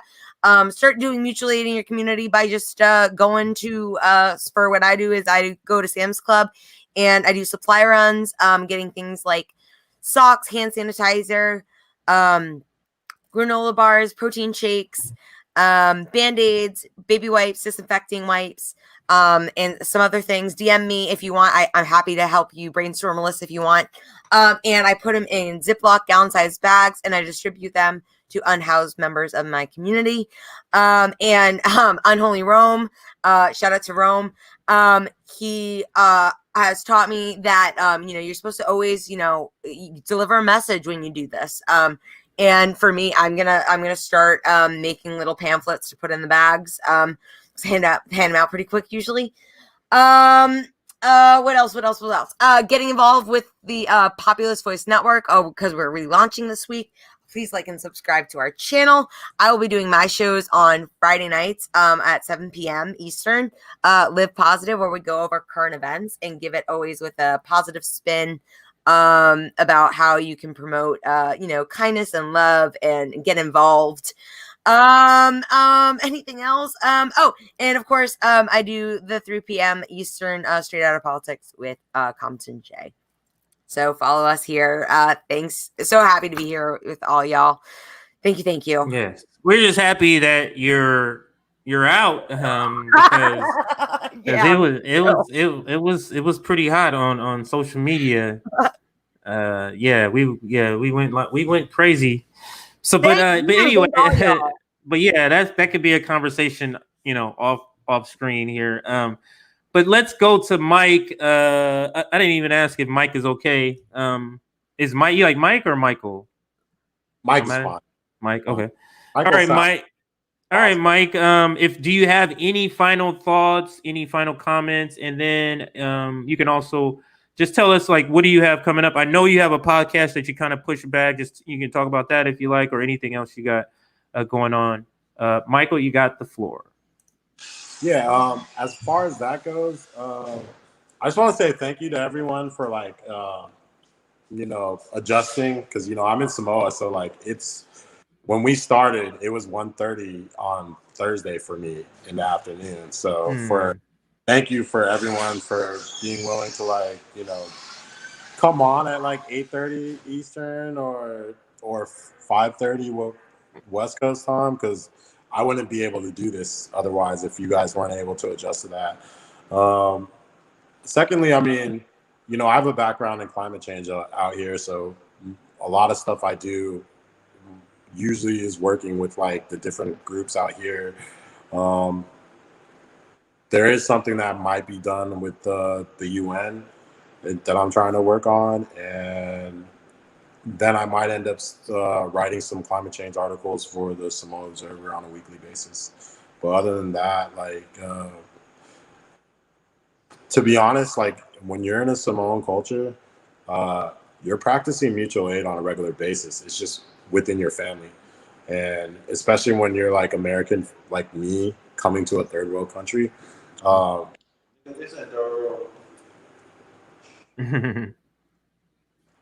Ignore that person. Anyways, especially when you come to from America to a third world country, there is a lot that American dollar can do to help Samoans, especially in your own family and stuff. I'm already involved in mutual aid. It's just mutual aid going to my family. Absolutely. And I can attest to that, being, my halfway through middle school or junior high, I did move to the outskirts of North Long Beach, right at the border of Compton, literally across the street was Compton.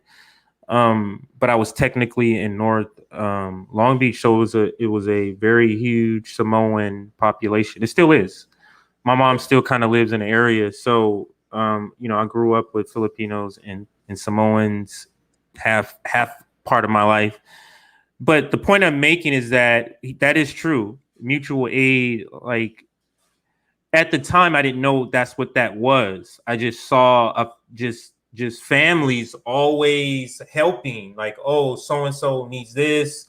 It was never well, can we afford it? It was somebody's helping them. It was just an expectation that that's what's going to happen. It's not call up this person and know it's family's going to go help and make sure, our family is taken care of. And I just, if we could have a community that's similar to how Samoans do community, I mean, that would be amazing to have something like that. So I just wanted to say that because I've experienced it firsthand, just with friends of mine. So let's go to Josana.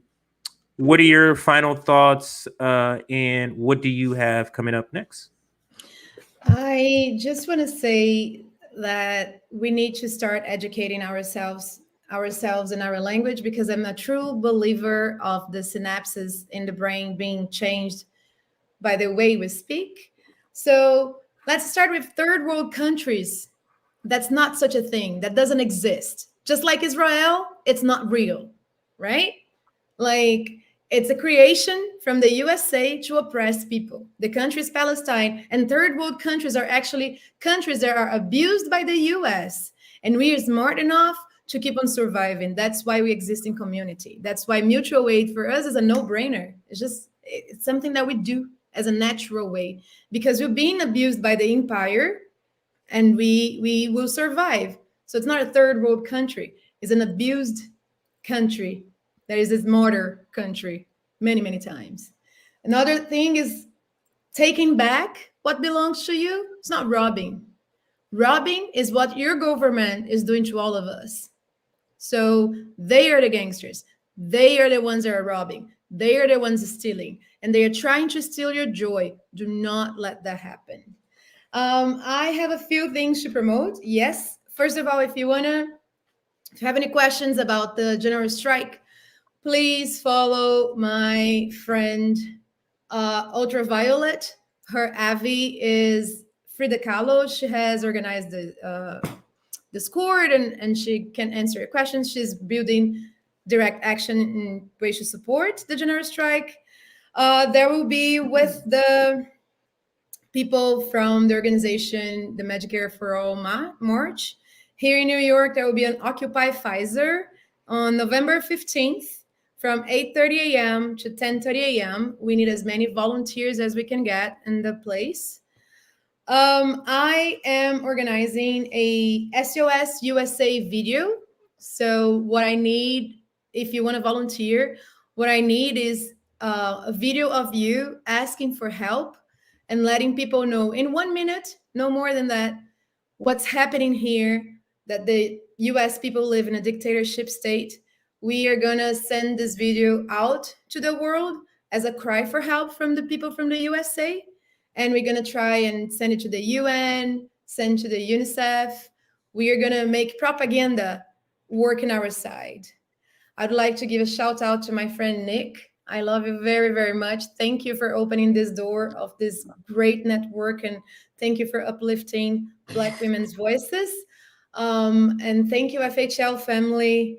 CJ, Fanny, I know y'all voted, and I love you so much. And you were always bringing me on and giving me platform to keep the fight going. I am very proud and hi, very happy and ready.